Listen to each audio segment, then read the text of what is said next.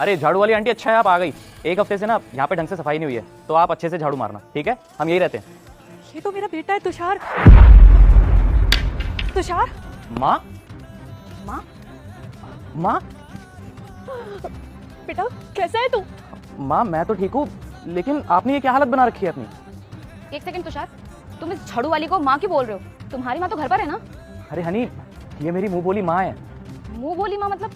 अरे हाँ, मेरी मुंह बोली माँ है ये। अरे बचपन में मैं इन्हीं के साथ रहता था, इन्होंने मुझे पाला पोसा, इतना बड़ा किया। ये मेरी मुंह बोली माँ है। और माँ, ये आपकी बहू है हनी। अच्छा बेटवा, बहुरिया है ये? अरे बहुरिया तो बड़ी सुंदर लेकर आया है बेटवा। अबे वो झाड़ू वाली, अपना ना मुंह बंद कर। मैं तेरी कोई बहू नहीं हूँ, औकात मेरा समझी? हनी, किस तरीके से बात कर रही हो तुम मेरी माँ से?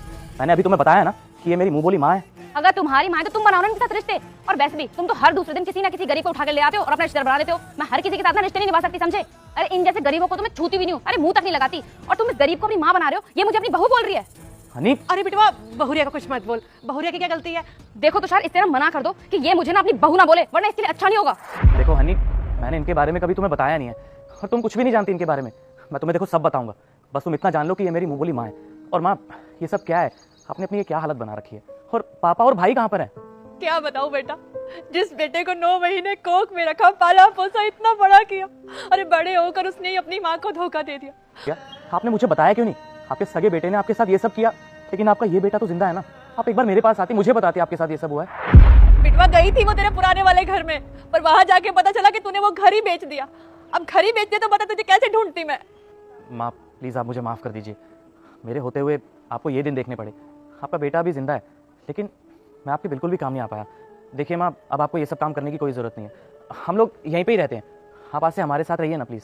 चलिए माँ, आप मेरे साथ अंदर चलिए, आइए। एक सेकंड तुषार, ये क्या बकवास किए जा रहे हो तुम इस भिखारन को अपने घर में रखोगे? तुम्हारा दिमाग तो खराब नहीं हो गया ना? तुषार, हमारी भी कोई रेपुटेशन है। अगर ये झाड़ू लगाने वाली हमारे घर में जाएगी तो आसपास के लोग क्या सोचेंगे हमारे बारे में? बेटा, क्या तेरी जिंदगी दुखों से भरी हुई है? तो घबराना मत, मैं सब ठीक कर दूंगा। लेकिन उसके लिए तुझे मेरी वीडियो को लाइक और चैनल को सब्सक्राइब करना पड़ेगा। और अगर तेरी रगों में एक सच्चे हिंदू का खून बहता है तो कमेंट में जय श्री राम जरूर लिख कर जाना। छोटा था ना, तो मेरे माँ बाप इनके यहाँ पे एज अ नौकर काम करते थे। ये शहर के बहुत बड़े जमींदार थे और मैं इनको अपने माँ बाप की तरह ही मानता था। मम्मी पापा ही बोलता था इनको।